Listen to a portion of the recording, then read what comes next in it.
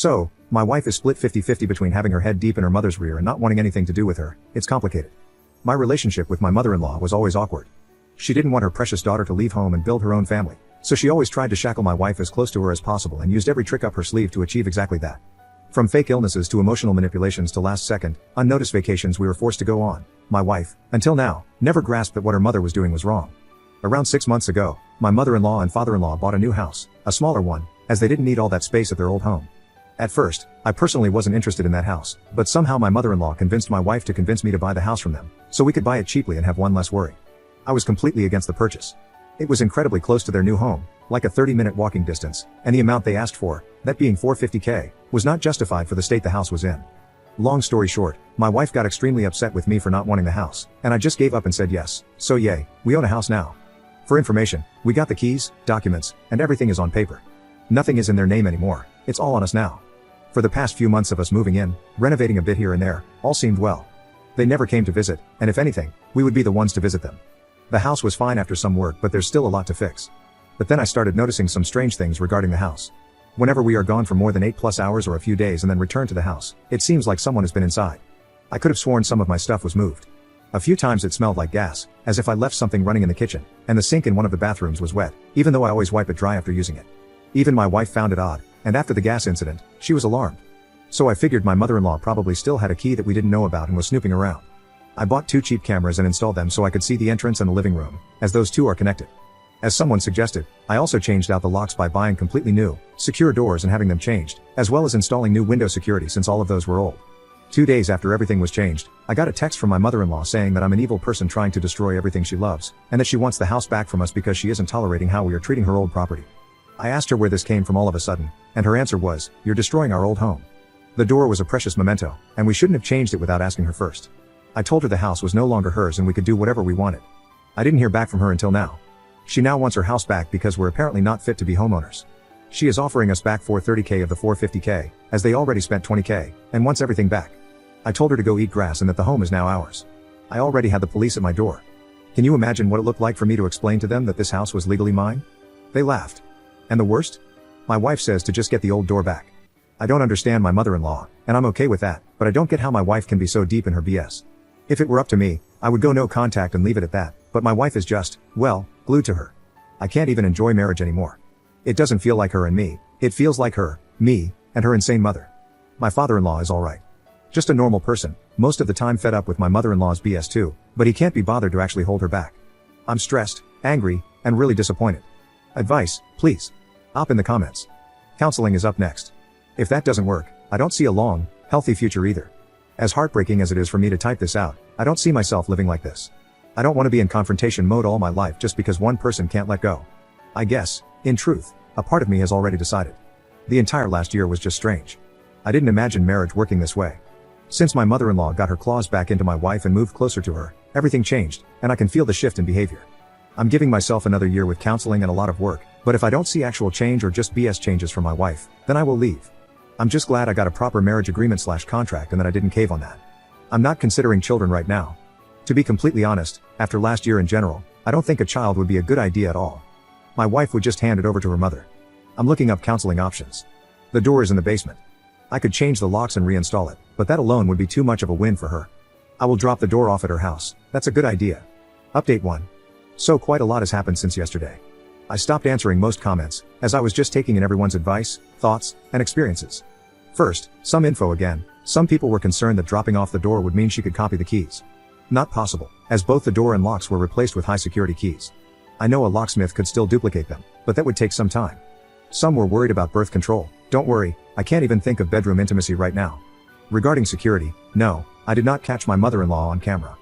I installed them in conjunction with the change of the door and locks, and I don't see a point in spending money on more cameras, Ring doorbells, etc. Some asked if my mother-in-law had more children. Nope, single child. I paid the entire $450K. My wife didn't pay for the house, renovations, nothing. She bounces from one job to another, trying to find something fitting. This has always been the case. I don't mind supporting her, but I feel a bit leeched off sometimes. Now to the actual update. I called my father-in-law and asked him if he would meet me for a coffee because I wanted to talk, and bless him, he did exactly that. We sat down, and I asked him to please just listen and not interrupt. I must have talked for close to 2 hours. This man sipped his coffee, listened, sighed, and said the following in short. My mother-in-law's plan was to sell us the house, rebuy it, making us literally homeless, so we couldn't say no to her offer to live with her and her husband. My father-in-law did try to hold my mother-in-law back but failed. He was extremely upset about the police call, upset about only offering $430K back, and upset in general that she's going this far to shackle her daughter. His offer and advice: I should take my mother-in-law's $430K offer. Then we will set up a legally binding contract between my father-in-law and myself. He will give me the $20K plus what I put into renovations, etc., without my mother-in-law knowing, which would bring me close to $500K. He told me to pack it up and just leave after a stern talk with my wife. She won't wake up if it's me versus my mother-in-law as long as one of us is in close proximity. He looked sad and upset. We hugged at the end, and he told me not to be too saddened by all of this. Sometimes we need to make hard decisions, and I would regret it if I didn't do this. There was more talk, obviously, but this is the short and interesting part. Back home, I talked with my wife, in a calm tone and manner. She didn't see any evil from her mother, said her mother needs a lot of attention and love like most elderly ladies, and often she sounds meaner than she actually is, but that she only wants the best for us. Us? No, she only cares what's best for her and her own intentions. We argued a bit back and forth, and my wife is 100% behind her mother. She said I should get some therapy to get out of the obsession I have with demonizing her mother. I stood up, left, and slept at a friend's that night. I offered couples and individual counseling. It was denied.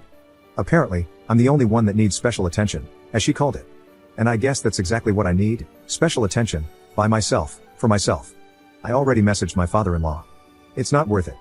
Thank you everyone. Thank you for taking the time to help out and listen to someone you don't know. I might take this homeless opportunity and money to get out a bit, explore, and breathe freely for once. Up in the comments. Oh, believe me, I told my wife what my mother-in-law was planning. She denied it and said I was so deep in my coup of demonizing her mother that I was the one needing therapy. We have a pretty tight-knit prenup that specifies no assets or property will be split unless children are involved. She gets what is hers and what she owns, which isn't a lot, and I know this sounds harsh, but this house, for example, is now completely mine. I paid for everything, and she didn't contribute a cent. It's all on paper that this is all on me. So as long as no children or pregnancy are involved, everyone keeps what is theirs. Also note, we do not live in the US, so laws, etc., will be different. I'm not abandoning the house, the homeless part was for when everything is over. As of right now, I'm in the house, alone. Trust me, I'm not going to let this go easily. After reading all the comments, I am already skeptical of my father-in-law too. I've got some ideas up my sleeve. I will get my money back, the house is not going to be sold back to them. A good friend of mine, his wife is an attorney, and we're already messaging back and forth. She is hooking me up with people for everything from lawyers to contracts. Believe me, I wasted enough time, resources, and money. I won't do this again. I went from sad to angry to determined. I will get this done properly. Update 2. Hello, it's been 4 months now since I came here to ask for advice. Maybe some of you still remember what it was about. Well, a lot has happened. As you know, my father-in-law offered to repay me behind his wife's back. At first, I thought to just take this offer and move on, but after reading what some of you wrote about how it sounded too good to be true and why I should give in, I refused. I don't want this to get too long, so here is what happened in the past 4 months. I kicked my wife out, and she's now back at her mother's. I still own the house and got all the repairs and changes done. Since then, I've been renting it out. I gave her back her old precious memento door. My ex-mother-in-law got handcuffed and had a nice drive around in the back of a police car after she tried to get physical with the new house tenants, claiming it was her house. Just 2 weeks ago, my ex-wife tried to contact me, saying she can't keep living with her mother, but she doesn't have enough income to live on her own. Not my problem. I have been traveling a lot ever since I got everything sorted out. Went to northern and southern Germany, met tons of nice people, and saw some beautiful remote places. All in all, life after kicking out my then wife has been good. I never realized how shackled my thoughts and actions were while being with her after we moved closer to her parents. I now live in a nice 2.5 room apartment near a small city. I enjoy myself and take everything slowly, focusing on work, myself, and just relaxing for once. You wouldn't believe how happy I am that we never had children together. Thank you.